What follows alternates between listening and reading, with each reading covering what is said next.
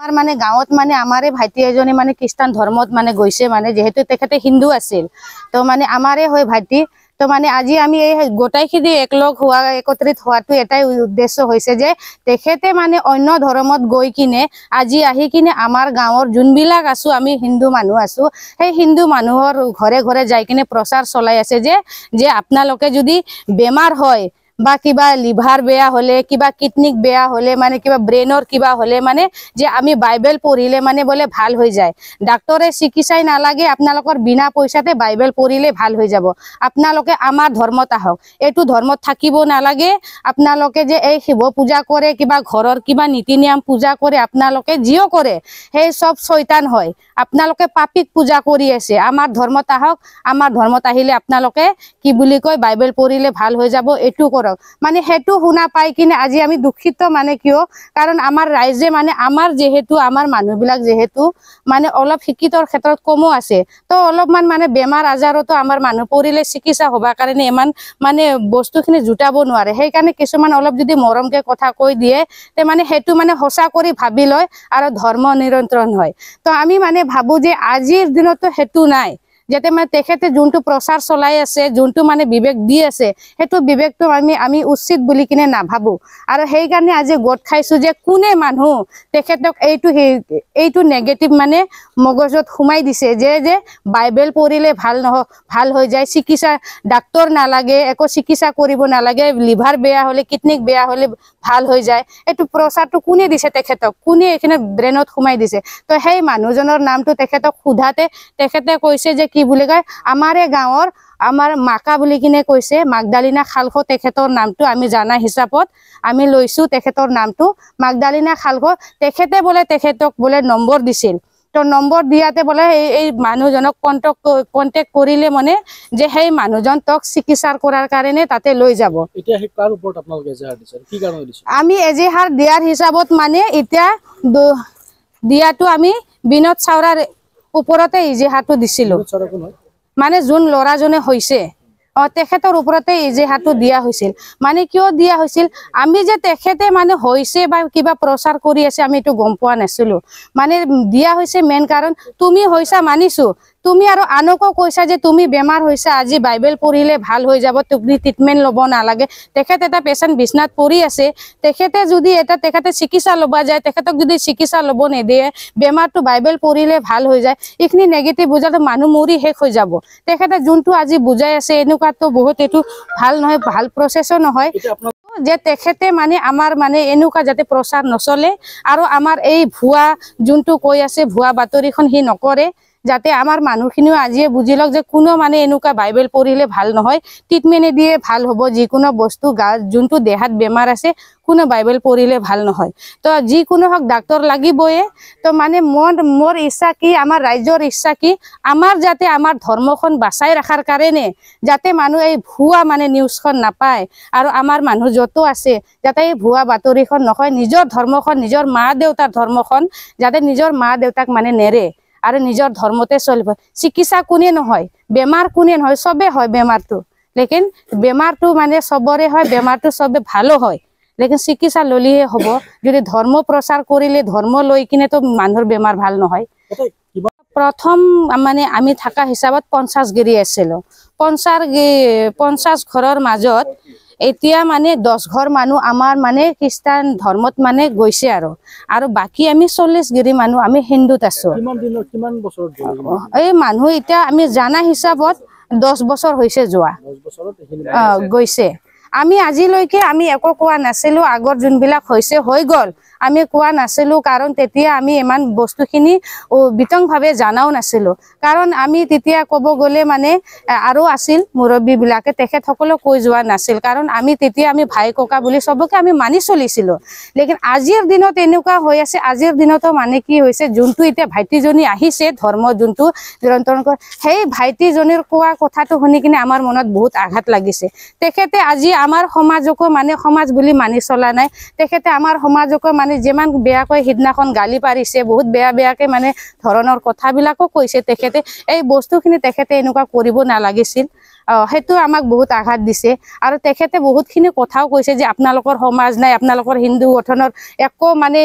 নিয়ম নীতি নাই, আপোনালোকে কি পূজে, প্ৰাকৃতিক পূজে নাই কি পূজে, সেইবিলাক খ্ৰীষ্টানত যোৱাৰ পিছত কৈছে। তেখেতেও এদিন পূজকে আছিল, তেখেতো আমাৰ লগত পূজা কৰি ফুৰিছিল, লেকিন আজি এইখিনি তেখেতে ধৰ্ম নিৰন্তৰণ হৈ আহি কিনে বহু নানা প্ৰকাৰৰ প্ৰচাৰ চলাই আছে আৰু বাকীবিলাকক কৈ আছে যে নিজৰ ধৰ্ম টানাৰ কাৰণে। এইটো হ'ব নালাগে মানে মুঠতে আমাক মানে এইটো যেনেকা হ'লেও চৰকাৰক যায় য'ত যায়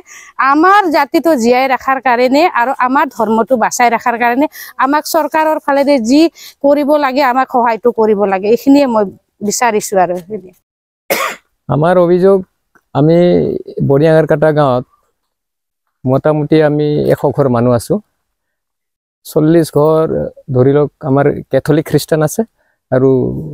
আধা আমি হিন্দু সমাজত সাৰনা ধৰ্মত প্ৰাকৃতিক পূজাক আমি সেইটো পূজা কৰি আছোঁ। 40-45 ঘৰমান আছোঁ। ইয়াৰ মাজতে মোৰ নিজৰে ঘৰৰ মানুহ এজন বেমাৰীৰ নামত মানে চিকিৎসা হোৱা যোৱা বুলি কৈ তেওঁ পাঞ্জাৱত যায় মানে খ্ৰীষ্টান ধৰ্মৰ শিক্ষা লৈ আহি ইয়াত মানে খ্ৰীষ্টান ধৰ্ম প্ৰচাৰ কৰিবলৈ ধৰিছে আৰু আমাৰ যিবিলাক মানুহ আছে সিহঁতক কৈছে যে খ্ৰীষ্টান ধৰ্ম ল'লে বেমাৰ ভাল হৈ যাব। আমাক মানে এনেকুৱা প্ৰলোভন দেখুৱাইছে খ্ৰীষ্টান ধৰ্মত ল'লে বোলে মানুহ নমৰে,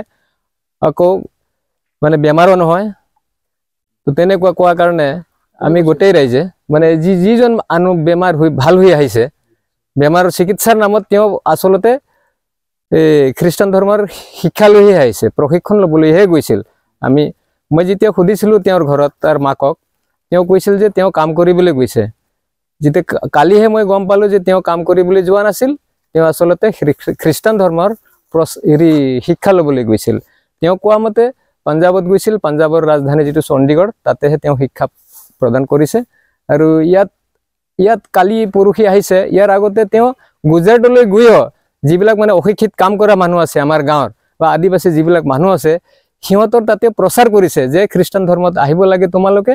আৰু তোমালোকে যি পূজা কৰি আছা এইটো পূজাটো একেবাৰে শয়তানৰ পূজা হয়, মহাদেৱটো একেবাৰে একদম ভূত হয়, কিবা হয়, এনেকুৱা মানে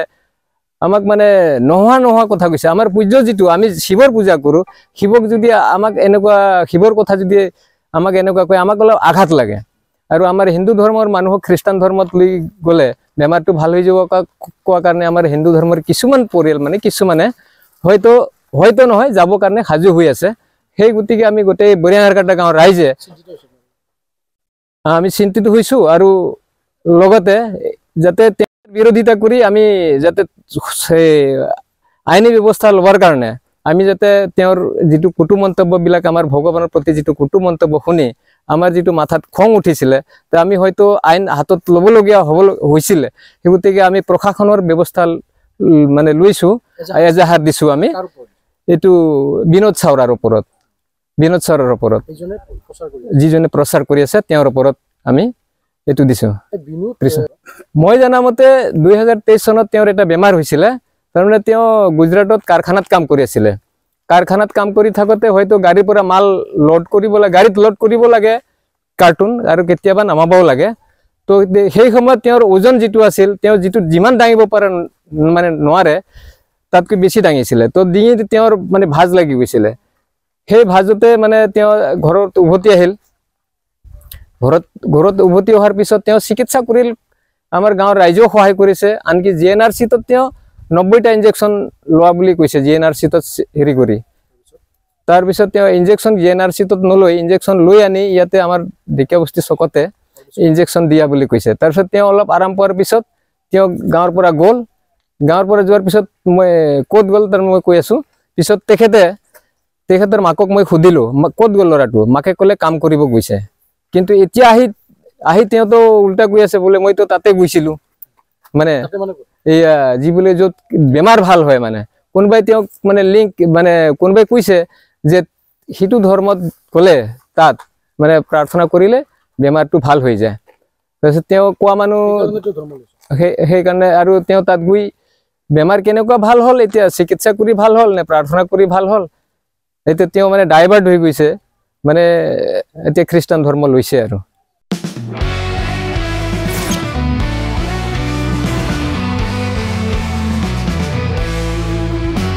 nâng नोंथांनि जिउआव जायखिजाया खामानियावनो हेंथा नुजाथिदों नामा? गोब्राब नाजासेयावबो जिउआव जाफुंसारनायखौ मोननो हायाखै नामा? जुदि नोंथाङा बेफोर बायदि जेंनाफोरजों मोगा-मोगि जानांदोंब्ला बे खेबनिफ्राय जिंगासिनांगौ गैलिया। मुलुग दरबाराव तन्त्र मन्त्रनि थाखाय बयनिख्रुइबो मुंदांखासिन थावनियानो जादों मायां। मायांखौ साधु बिद्यानि रायजो होननानैबो मिथिनाय जायो। बे मायांनिफ्रायनो तान्त्रिकनि सोलोंथाइ लानानै फैदों मुंदांखा रबि कबिराजा। बिथांनिफ्राय नोंथाङा नोंथांनि जिउनि गासिबो रोखोमनि जेंना जेंसिफोरखौ सुस्रांनानै लानो हागोन। बिसि फिसायनि गेजेराव जेंना, गोसो थोनाया गारनानै थाङोब्ला लाबोफिननाय, जुलिनि जेंना, साख्रि मोननो हायै, हा हु धोन सम्पथिनि जेंना बायदि बायदि जेंनानिफ्राय उदां जानो एबा सुस्रांनानै लानो थाखाय नोंथाङा दिनैनो दानो जगाजग खालामनो हागोन रबि कबिराजखौ। रबि कबिराजखौ जगाजग खालामनो थाखाय मबाइल नाम्बार 7099193841 एबा 7086047381 आव कल खालामनो हागोन।